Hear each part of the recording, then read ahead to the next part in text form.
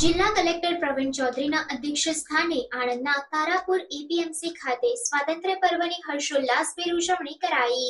જિલ્લા કલેક્ટર પ્રવીણ ચૌધરી દ્વારા નિવેદન આપવામાં આવ્યું કે ભારત ફોજદારી ન્યાય પ્રણાલીમાં આધુનિક ટેકનોલોજીનો સૌથી વધુ ઉપયોગ કરતો દેશ બની જશે।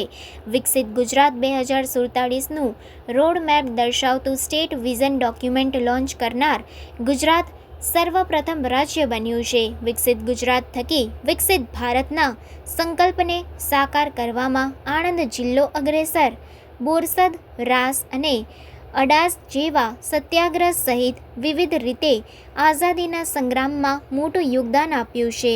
જિલ્લામાં વિવિધ ક્ષેત્રે નોંધપાત્ર અને પ્રશંસનીય કામગીરી કરનારા વિશિષ્ટ વ્યક્તિઓનું સન્માન કરાયું। આજરોજ 78મા સ્વાતંત્ર્ય પર્વની જિલ્લા કક્ષાની ઉજવણી તારાપુર ખાતે એપીએમસીમાં થઈ હતી અને જેમાં તારાપુર ગામના લોકોએ બહોળી સંખ્યામાં આ કાર્યક્રમમાં ભાગીદારી આપીને અને ભાગીદાર બન્યા છે અને સ્વતંત્રતા દિવસના જિલ્લા કક્ષાના આ કાર્યક્રમમાં જિલ્લામાં સારી કામગીરી કરતા ઘણા અધિકારી કર્મચારીઓને પણ સન્માનિત કરવામાં આવ્યું છે।